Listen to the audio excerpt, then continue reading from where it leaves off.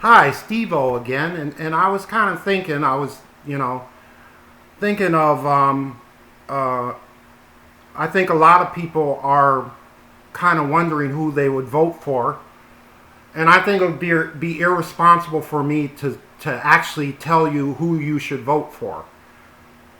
But I would like to give you hints. And we had 4 years of Donald Trump. He wanted to make America great again.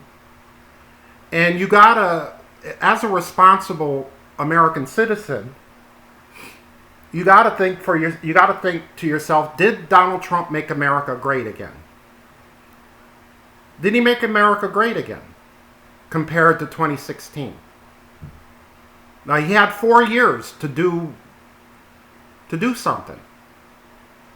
Did he do it? Did he do something? Did he make America great? I mean, he was impeached by the House of Representatives. He was, he handled this COVID situation. There's over 200,000 people that have died in America. I guess it's kind of a record. Did he make America great again? And the thing is that a lot of people didn't vote in 2016 because they stayed home. And I think there were a lot of people that were Bernie bros that stayed home.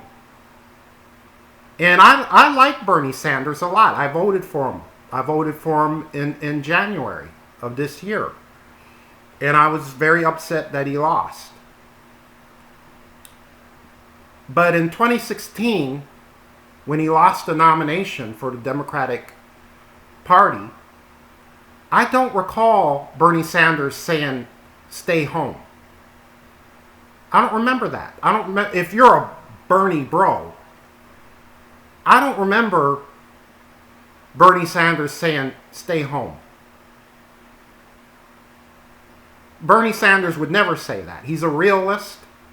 Actually, he did help Hillary when he did lose the nomination for the Democratic presidency. He did his best to help Hillary. Now you got to be a realist. The thing is I'm talking to the millennials. I'm an older guy, and I've lived longer than the millennials. And I think the millennials are, oh my God, we got to have someone perfect. Oh my God, we have to have someone pretty. And oh my God. But, we're in a system that is very limited. It's not realistic that you have to wait for a president that is perfect. Because we're in a limited, we're in a broken system, and we're in a two-party system, and we're very limited. So if you're a Bernie bro, you're just as you're just like the Trump turds. It's a cult. I can't stand cults because Bernie disowned the Bernie bros. He disowned them. I like Bernie Sanders. I like him a lot. I would vote for Bernie Sanders in a second. I would vote for him in a second. But he's not on the table. He's not on the table. It's Joe Biden or Donald Trump.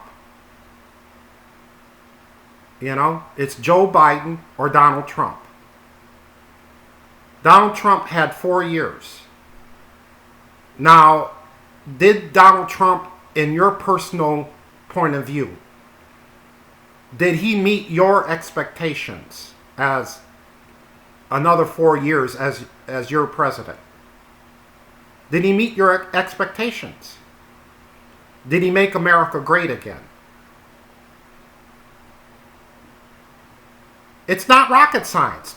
It's not rocket science. It's not rocket science. It's not brain surgery when you vote.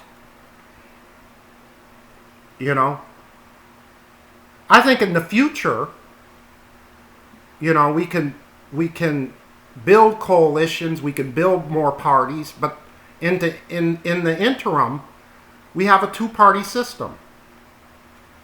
And we have two people on the table.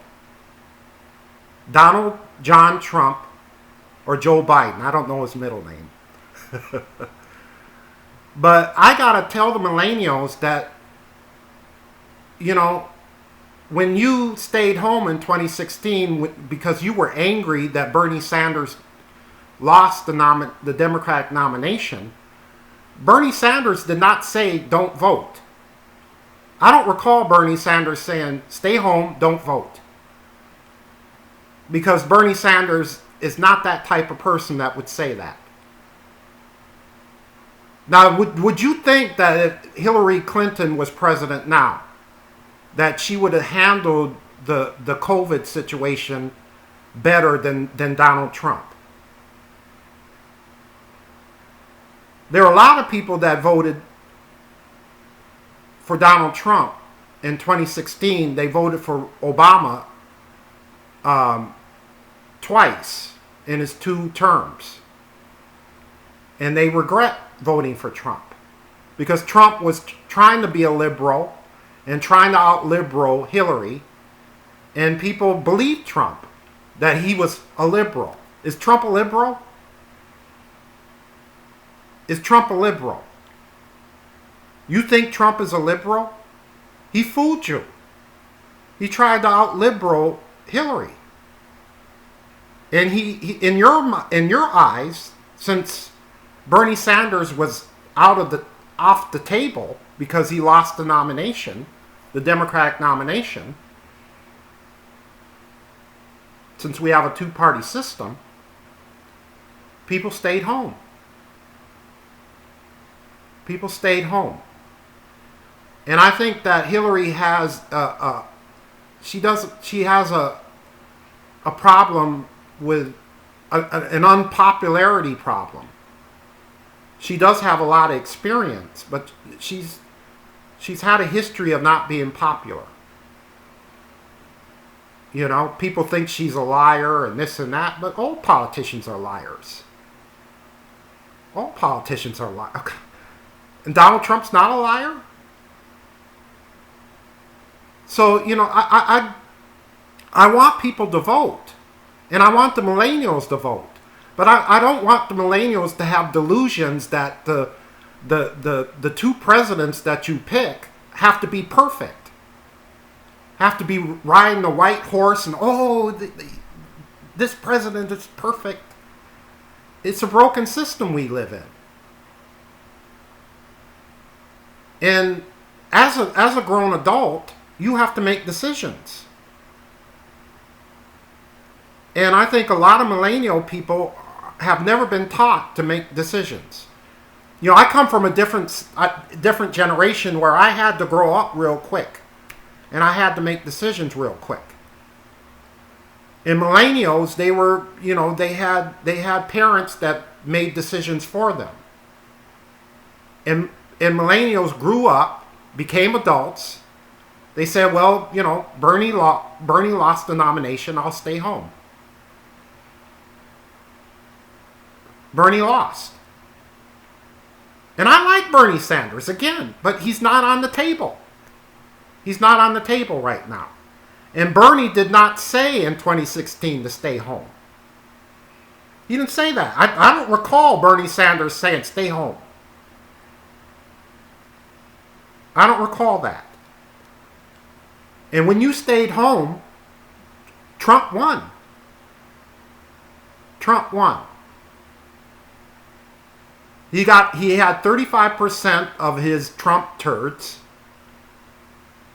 And the other percentage came from people who voted for Obama for, those 2 terms. Who knows what Russia did? And, you know,